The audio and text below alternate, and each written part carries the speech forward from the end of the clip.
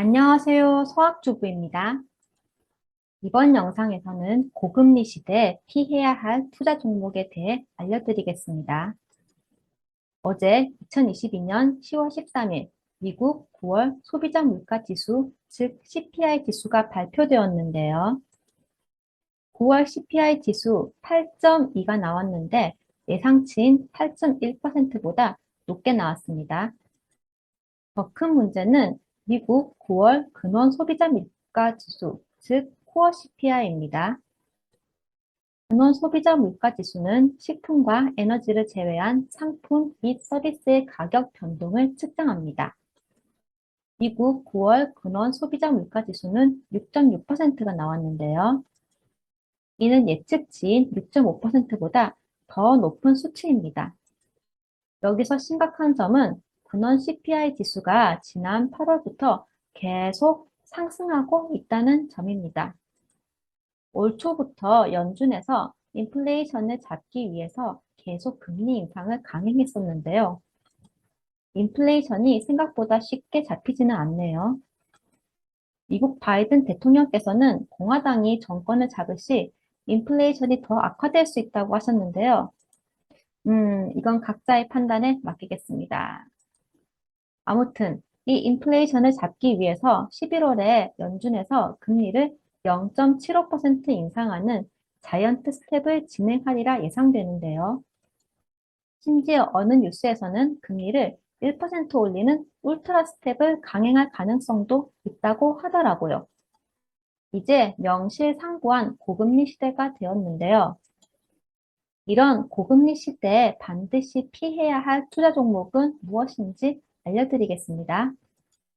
고금리 시대에 반드시 피해야 할 투자 종목은 바로 장기 채권입니다. 그 이유는 무엇일까요? 채권 투자는 중도 해지가 안 되는 정기 예금에 투자하는 것과 비슷합니다.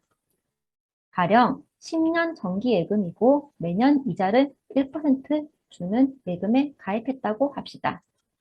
그럼 매년 1%씩 이자가 쌓이겠고 10년 후 만기일에 찾으면 되겠죠.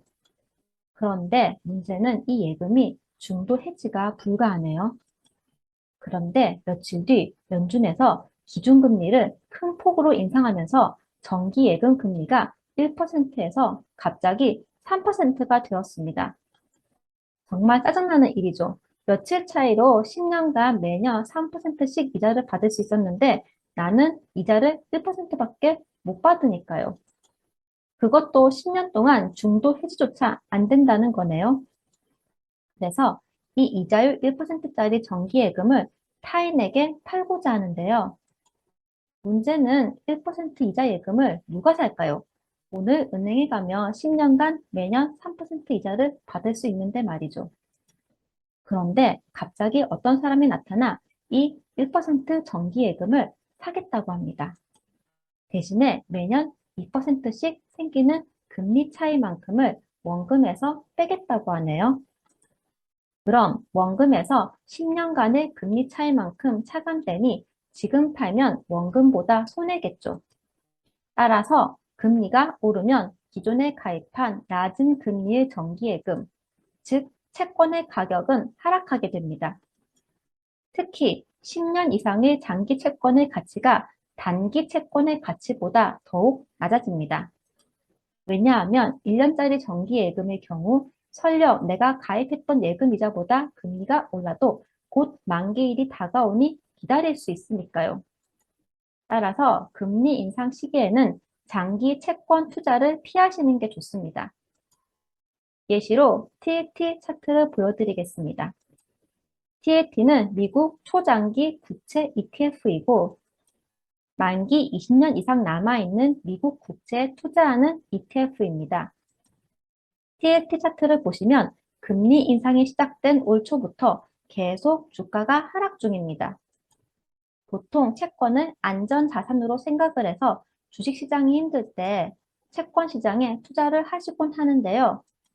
금리 상승 시기에는 장기 채권의 가격 하락이 상당히 크기에 장기 채권 투자에 있어서 유의하시기 바랍니다.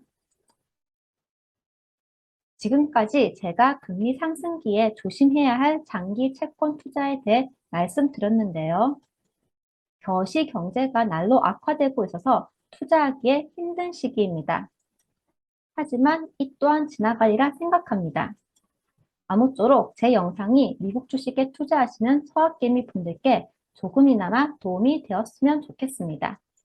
감사합니다.